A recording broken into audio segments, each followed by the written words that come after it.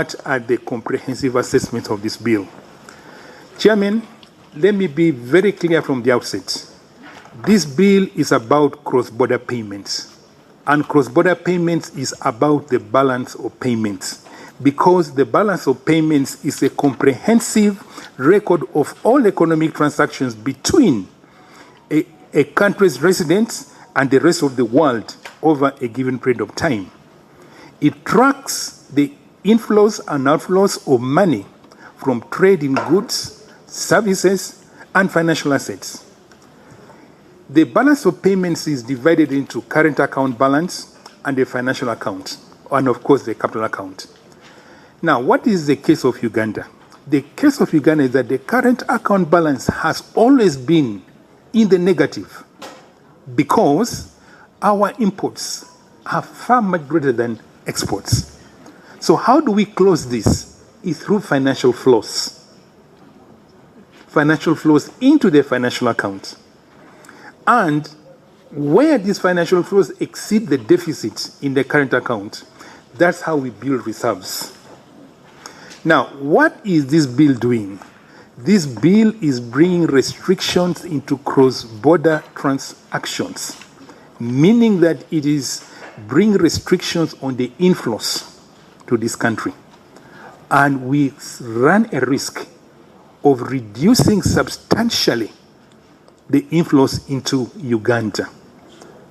And if we reduce these inflows into Uganda, it means that our current account is deficit is even going to widen. And with the restrictions, there will be limited inflows in the financial account, which is going to make it very difficult for us to finance the widening current account balance. So how then does the balance of payments balance? We are going to have a substantial depreciation of the currency, because you need to make imports more expensive in order to equate imports to exports. So this is the main risk of this bill. And also, it means that our capacity to build reserves, because now the flows in the financial account are reducing, we won't have an excess of financial flows in the financial account over the current account balance to build reserves. And Chairman, a country without reserves is not sovereign.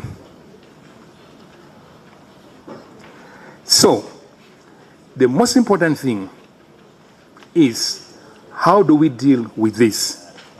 If you look at, for example, what is being proposed, the potential of this bill to destabilize Uganda's balance of payments is our primary concern as a central bank, because it affects cross-border flows. For example, last financial year, the overall balance of payment surplus was 1.5 billion, meaning that the financial inflows in the financial account were in excess of the deficit in the current account balance by 1.5 billion. And that's how we were able to increase our reserve coverage by 1.5. Today, as we talk, our reserves are close to $6 billion. Why? Because these inflows have been coming in. The moment you tamper with these inflows here, we risk running down our reserves. And that is economic disaster for a country. So, these inflows were driven by foreign direct investment of 3.4 billion, portfolio investments of 2.1 billion. Remittances. We are now requiring that remittances, if there's a Ugandan in the diaspora, he's a foreigner by the definition of this bill. And anybody who receives these remittances in excess of 400 million is an agent of a foreigner. He has to be registered by the Minister of Internal Affairs. Honorable members of Parliament, for remittances that are sustaining the livelihoods of Ugandans, we are likely to see even a reduction in the remittances. I don't know what the diaspora people told you, but this is likely to come down. Last year, we got remittances of 1.5 billion. And so it means that we are going to have pressure on our currency. And then the most